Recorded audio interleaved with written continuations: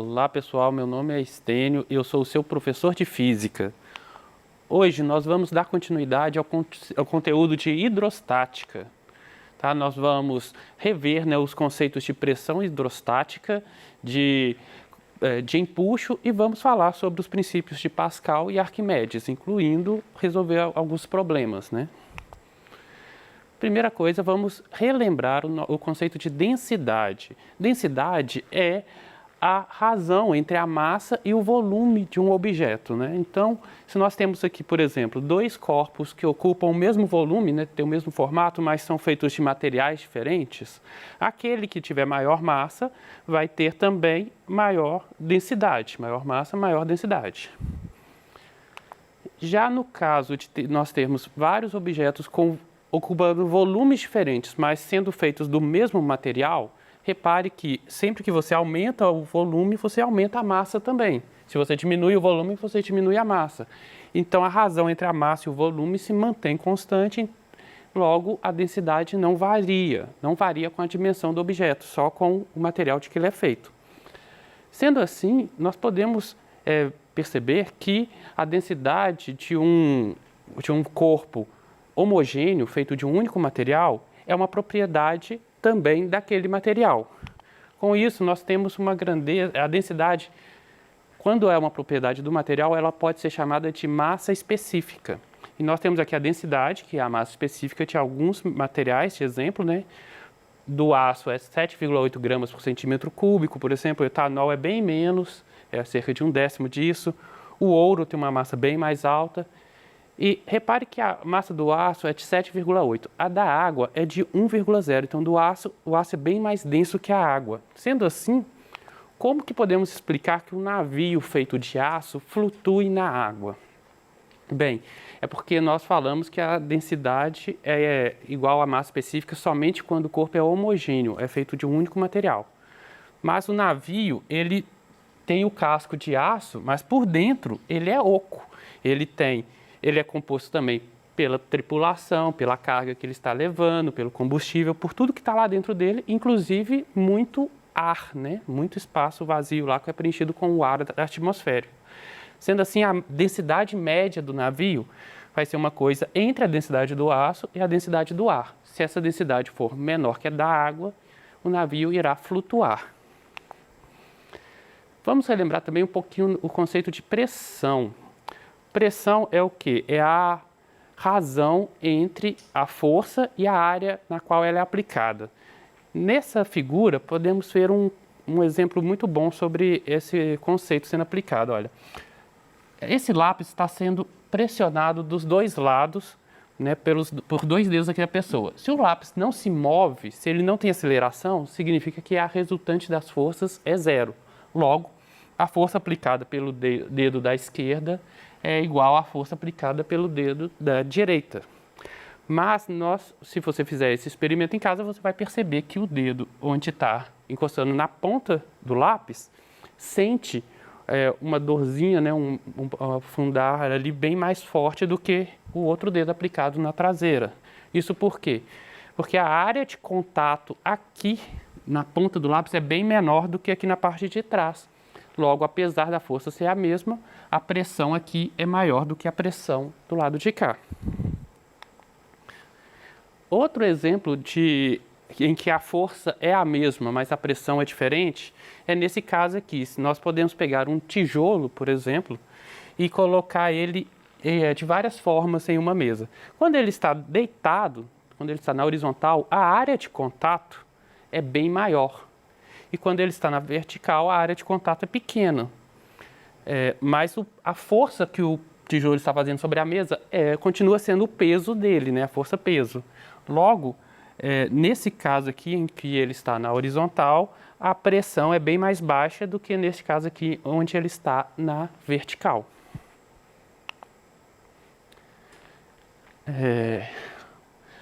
A respeito da pressão no interior de fluidos.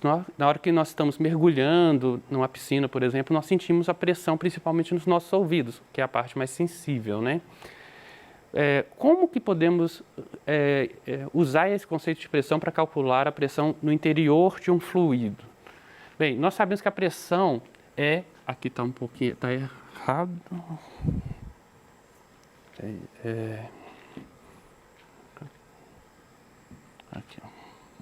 Aqui está um pouquinho errado, é força sobre área. Pressão é força sobre área, que vai dar... a força é o que? O peso da coluna de líquido que está acima da gente. Então, o peso é mg, isso aí é dividido pela área, vai dar a pressão. Só que a massa, nós vimos que a massa é igual a densidade vezes o volume, né? Tá aqui é o volume e aqui é a área. Tá? Se nós dividirmos o volume pela área, nós vamos encontrar justamente a altura da coluna de líquido. Com isso, nós podemos deduzir que a pressão é igual à densidade do líquido vezes a altura da coluna de líquido que está acima da gente vezes a aceleração da gravidade. Isso aqui é a nossa pressão no interior de um líquido ou de um gás, né? A pressão atmosférica, por exemplo, também pode ser vista assim. E repare o seguinte, se a pressão depende da coluna de líquido para cima da gente, significa que a pressão aqui na parte inferior dos objetos é maior do que a pressão na parte superior. A gente tem um gradiente de diferença de pressão aqui. Se nós pegarmos e dividirmos todas essas forças que são aplicadas em diversos pontos, nós vamos perceber que vai aparecer uma resultante de forças para cima. Essa força resultante é o que nós chamamos de empuxo. Tá? Empuxo.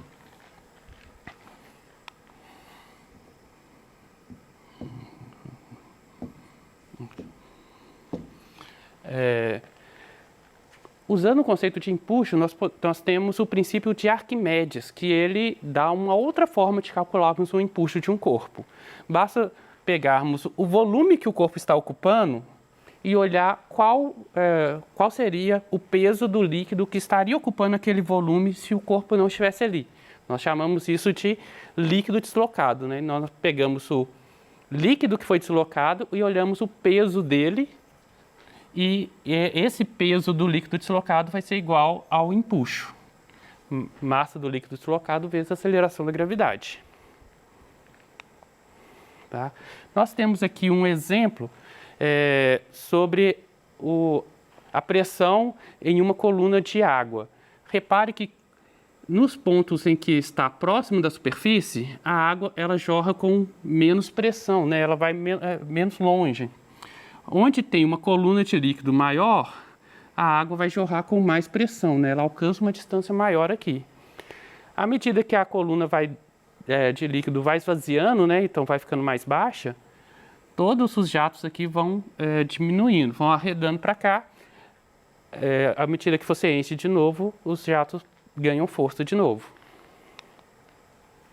Aqui nós temos também um exemplo de que o empuxo é igual ao peso do líquido deslocado. Repare que esse peso aqui de 200 gramas, na hora que nós mergulhamos ele na água, ele cai para 127. Essa diferença, né, de 73 gramas é justamente a massa do líquido que foi deslocado, né, a massa da água que está sendo pesada aqui.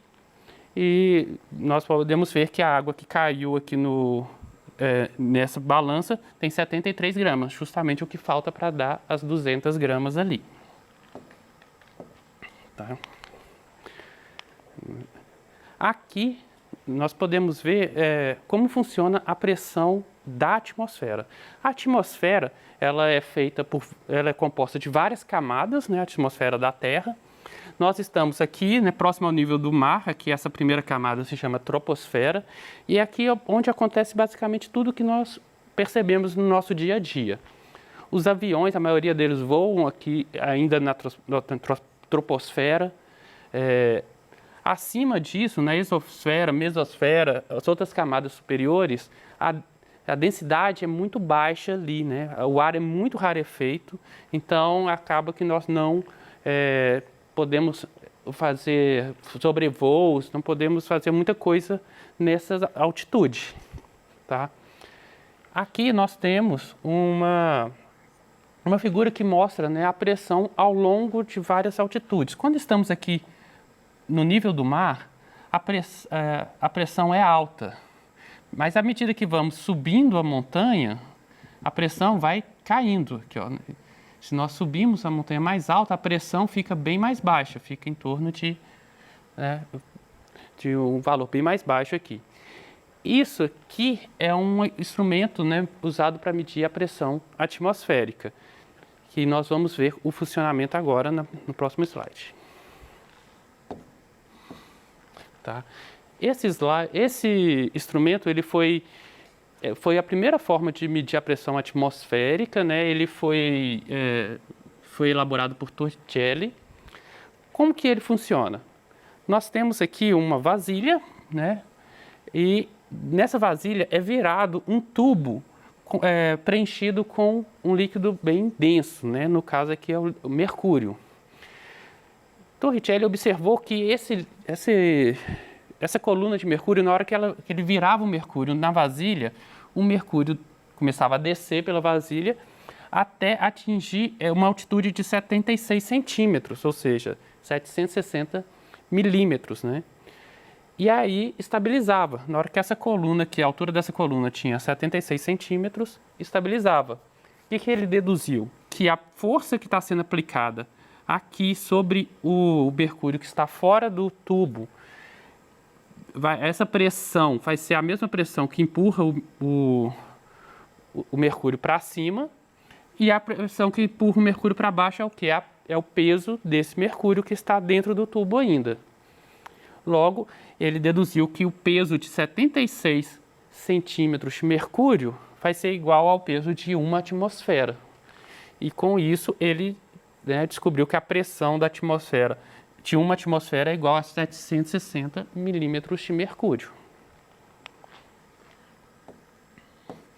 Aqui, nós temos aqui um princípio de Pascal sendo demonstrado. O que diz o princípio de Pascal?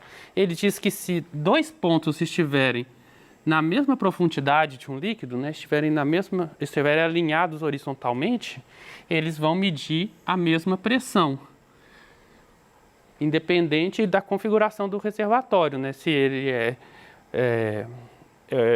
se ele é esférico, é um paralelepípedo, o que for, independente da forma do reservatório, se dois pontos estiverem na mesma altura, ali na mesma profundidade, eles vão medir a mesma pressão. Aqui, olha, mesmo se você aplicar uma força somente de um lado aqui, do outro lado o líquido vai subir de forma que a pressão se equilibre nas mesmas alturas. Tá?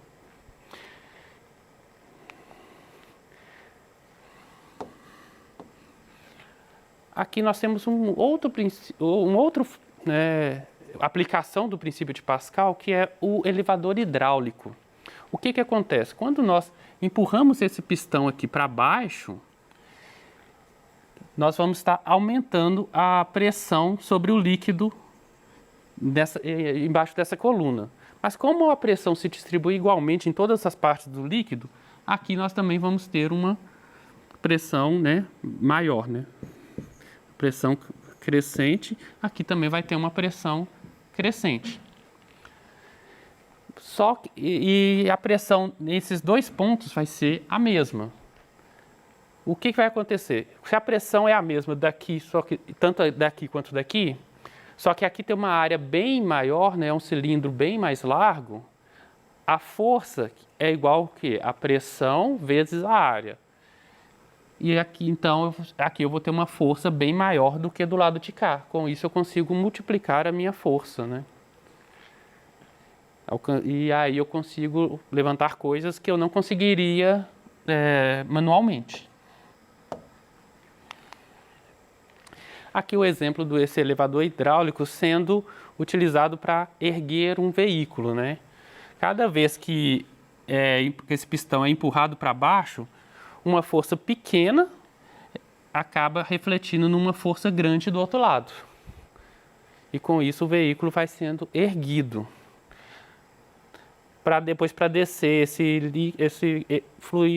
veículo, é só esvaziar esse reservatório aqui, né, do fluido.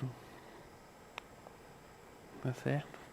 Vamos aqui agora resolver um exemplo do princípio de Pascal. Esse exemplo é uma questão que caiu no vestibular da Unipac, tá? Nós temos aqui uma prensa hidráulica, ela possui dois pistões. Aqui nós temos um fluido aqui dentro, é um fluido, e aqui nós temos um pistão com uma área com 10 centímetros de diâmetro, né? 10 centímetros de diâmetro. Diâmetro. E aqui embaixo nós temos com 20 centímetros de diâmetro, 10 e 20. Se nós aplicarmos uma força de 120 newtons aqui em cima, 120 newtons, qual vai ser a pressão embaixo? Qual vai ser a força usada para comprimir esse objeto aqui? Pressar esse objeto. Nós sabemos que a área é igual a πr2, né? Nesse caso, então, nós sabemos que se a área ela varia com raio ao quadrado, a força vai ser, a força embaixo da área 1 vai ser, da área 2 vai ser 4 vezes a força da área 1. Logo, se a força vai ser multiplicada por 4, vai dar 480 newtons. Tá? Então, pessoal, na aula de hoje nós compreendemos o conceito geral de pressão e algumas de suas aplicações, né? Nós revimos esse conceito e aprofundamos mais. Compreendemos melhor também, aprofundamos no conceito de densidade e pressão hidrostática em líquidos e gases, incluindo a pressão atmosférica. Vamos voltar agora um pouco aqui, nesse exemplo. Aqui nós temos um outro exemplo. O recipiente em formato de U é determinada quantidade de água e óleo. Após o equilíbrio do sistema, as alturas da coluna de água e óleo em determinado referencial foram determinadas sendo 100 milímetros de óleo para 70 de água. Nós sabemos que a densidade da água é de 1000 kg por metro cúbico, determinada a densidade do óleo. O que acontece? Nós temos aqui, né, a água nesse nível e o óleo nesse nível aqui. Como que nós vamos equilibrar isso? Nós sabemos que essa coluna de água ela vai ter o mesmo peso dessa coluna de óleo, porque a densidade, porque a pressão neste e neste ponto devem ser iguais. Com isso, nós sabemos que a densidade da água vezes a altura da coluna de água é igual à densidade do óleo vezes a altura da coluna de óleo. Igualando essas duas equações e cortando, né, o G da gravidade, porque está igual dos dois lados, nós temos que a densidade do óleo é igual à densidade da água vezes a razão entre a altura das duas colunas. 1000 vezes 70 dividido por 100. Com isso vai dar 700 kg por metro cúbico. Né? Nós podemos ver que deu um valor bem mais baixo do que a densidade da água, por isso o óleo sempre fica por cima. Tá? Então, pessoal, nessa aula nós terminamos o conteúdo de física deste ano. Espero que tenham aprendido e continuem estudando. Mandem suas dúvidas para nós, para podermos responder no nosso Tira Dúvidas. E consultem o seu professor. Até mais, pessoal. Obrigado.